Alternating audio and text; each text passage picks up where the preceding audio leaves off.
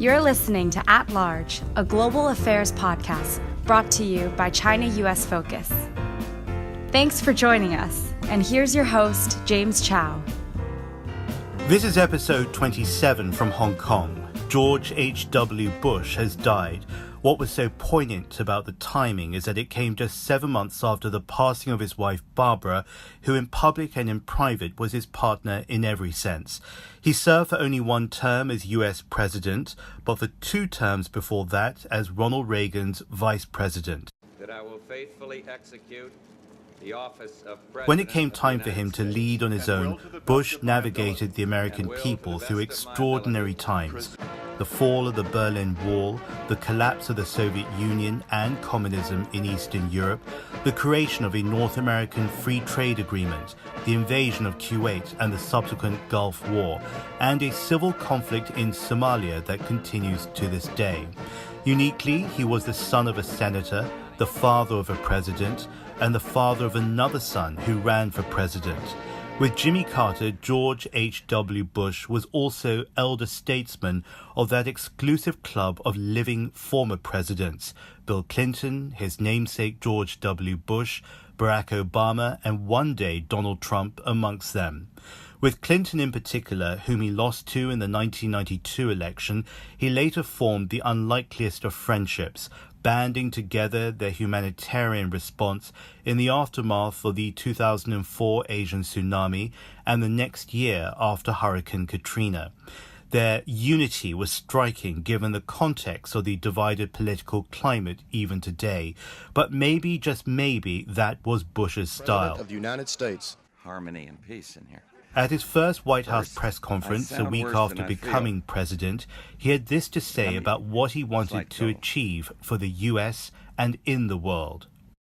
I really am serious about this, trying to get more of a bipartisan foreign policy, for example.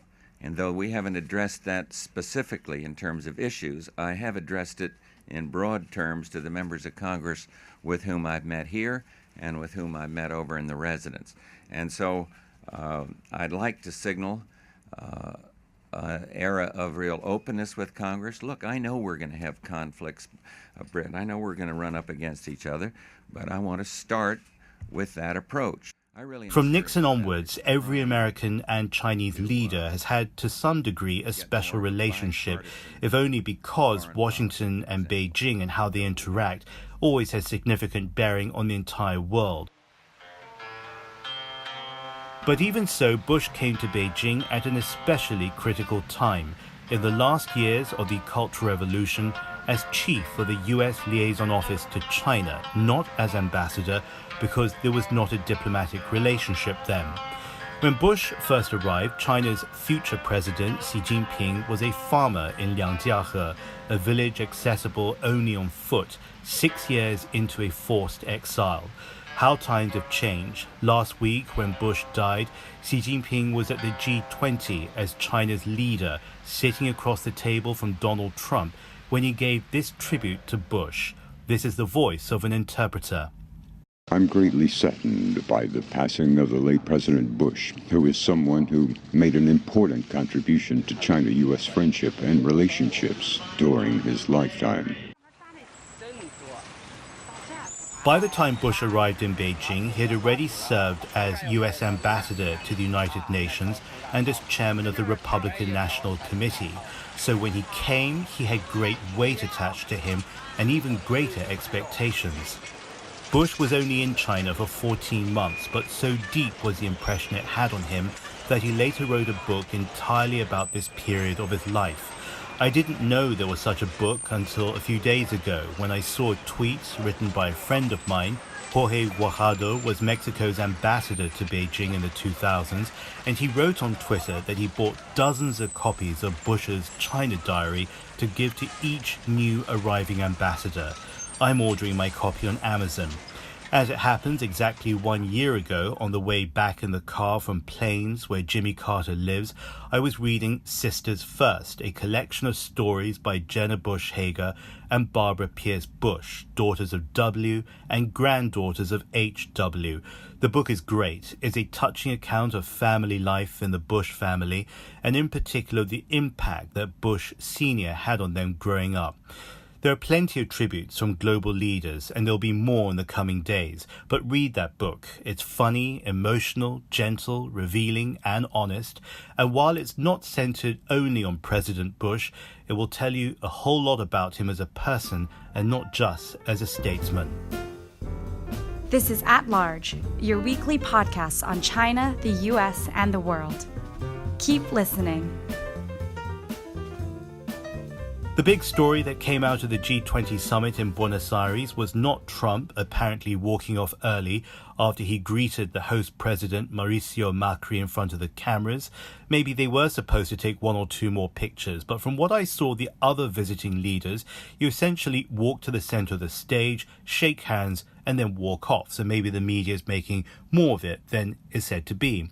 Okay, so it may not have been the most choreographed appearance, and yes, we apparently can hear Trump saying, "Get me out of here," caught on somebody's mic.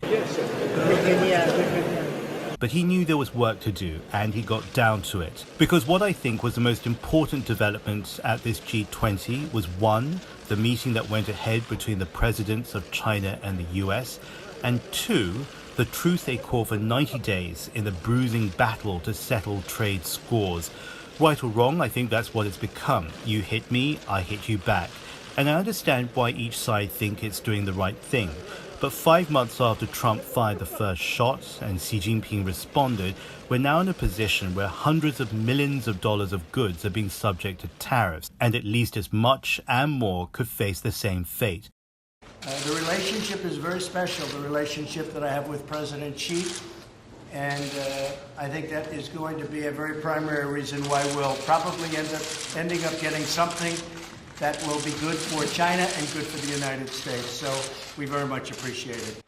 No one was even sure that they would have the capacity to sit down together, let alone share their thoughts over a working dinner that symbolically came on the 150th day of the trade dispute. Clearly, they came to the table with the intent to create something out of this opportunity, and in that sense is proof that the months of backroom talks could be paying off. I don't have an interpreted voiceover of President Xi's response, so I'm going to read it to you. This is what he said in parts. He described the meeting as a manifestation of the personal friendship, and he continued, "It's been quite a while since our previous meeting, and over the past recent period, a lot of things have taken place in the world. China and the United States, two important countries with major influence in the world, showed the important responsibilities for international peace and prosperity. Only with cooperation between us can we serve the interests of world peace and prosperity. And that is why I look forward to this meeting between the two sides, where we could have exchange of ideas or issues of mutual interest, and also especially to jointly map out a future for the China-US relationship." Well, back here, a truce is a truce. It's 90 days without any further punishing tariffs, and it's 90 days to work on a solution. The onus now is on Beijing, says John Sitilides, a Washington strategist and consultant to the U.S. State Department.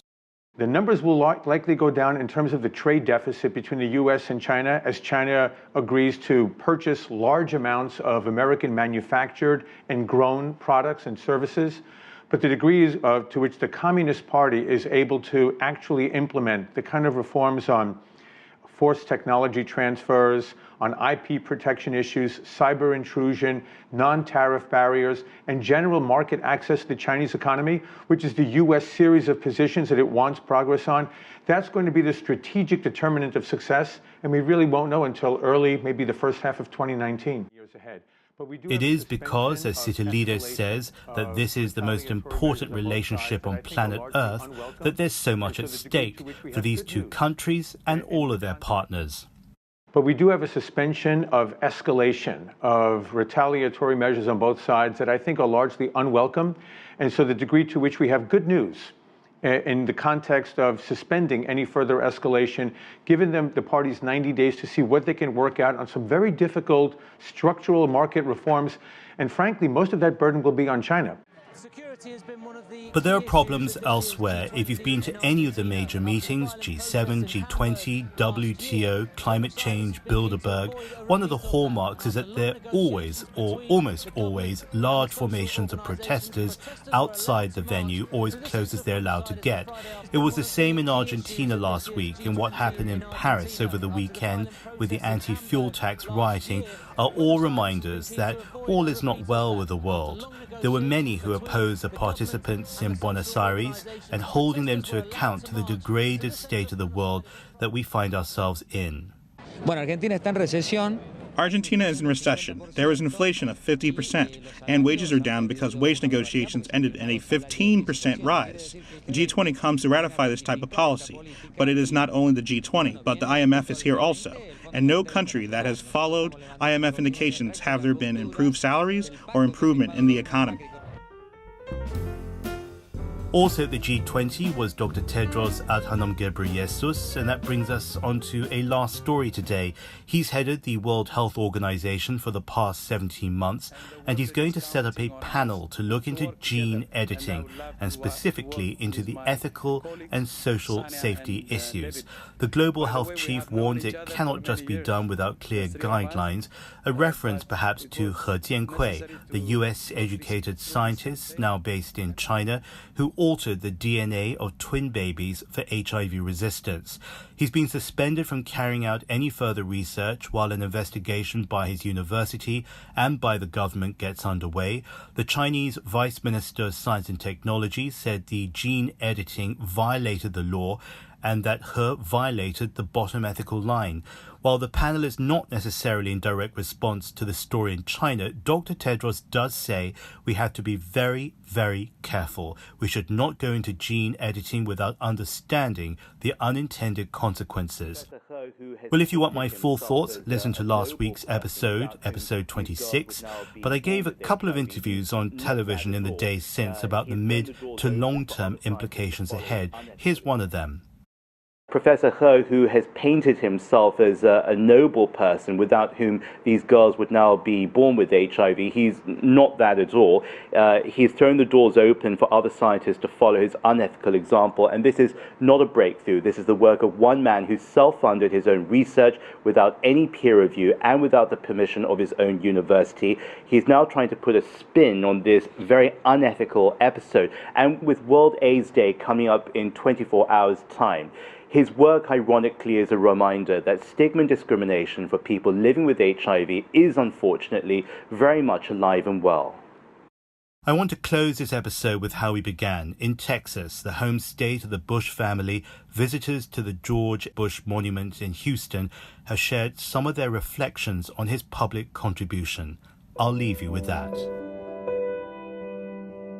About the passing of President Bush, and just reaction was generally sad to hear about it and to lose the great president that he was.